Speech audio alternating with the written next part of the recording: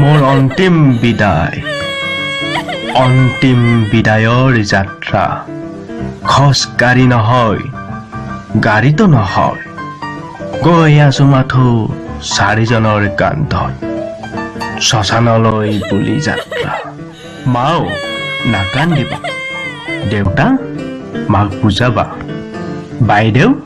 মোৰ আয়ুস ইমানেই চাগো দাদাও ঘৰখনৰ তোমাৰ দায়িত্ব মা দেউতা বুঢ়া হৈ আহিছে মা দেউতাক চাবা বেলেগবিলাকৰ দৰে বৃদ্ধাশ্ৰমত নথাবা নিজৰ হৃদয়ত থাপনা পাতি ৰাখিবা মা দেউতা ভগৱানৰ আন এটি ৰূপ মাও গাঁৱৰ মানুহবিলাকে মোৰ কথা আবুল তাবুল বকি আছে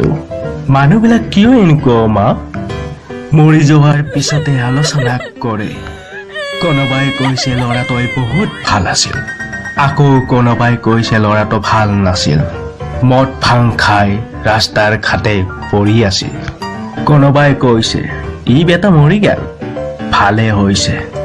অলপ পাগলো আছিল মাও মানুহ জাতিটো কিয় এনেকুৱা বাৰু জীয়াই থকা কেইদিন যি কৈছা ঠিক আছে আজি মৰি যোৱা দিনটোত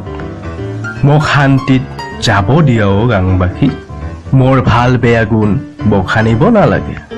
পাঠ সেৱা জনাই বিদায় দিয়া তেতিয়া শান্তি পাব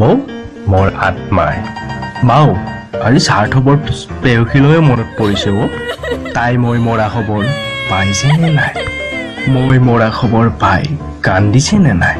যদি কান্দিছে তাই কন্দা মুখখনি এবাৰ চাব মন গৈছে মাও তাই মোক পাহৰিছে ভালেই হৈছে নহ'লে আজি তাই মোৰ হ'লেই কম বয়সতে বিধৱা সাজ পৰিধান কৰিব লাগিলহেঁতেন মাও বেছি সময় নাই আৰু জ্বলি ছাই হৈ যাম মাটিৰ লগত মিহলি হৈ যাম মাও নাকান্দিবা আকৌ আহিম এই পৃথিৱীলৈ এক নতুন ৰূপত নাজানো মা